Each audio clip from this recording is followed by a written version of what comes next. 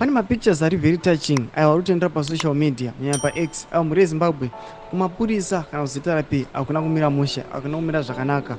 Vanhu vaivataura masvika uchiti aiwa mapurisa muchapfidza muchasvinura nekuda kwemaact anoitwa namapurisa, but in the end of the day zvinhu zvovashatira zvovakalira.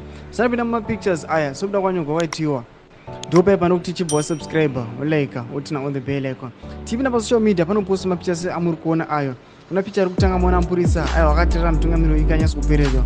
Rechipiri iri kukombeya aiwa life yevanhu vari kumusoro vari kuma high tables kuti vane zvigaro kana muruling party vanyasi kudya zvinhu zvinonyasi kuoneka kuti aiwa life is going on, life inyasi kuendeka. Tokumene life iri kurara munhu wemapurisa.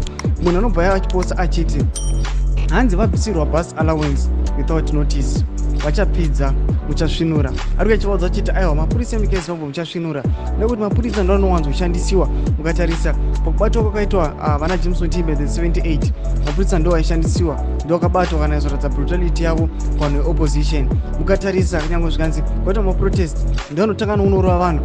Hatisakanga kumavendors, mavendors munoziva kuti aiwa anonyasa kubatwa zviri jangi vachitaura zvinhu zvavo vachienda kudzimba. Tudze mafungiro edu moti kudii pamusoro pechiitiko ichi. Abvina ngome section medu notusanga nosubscribe like tinotina on the bell.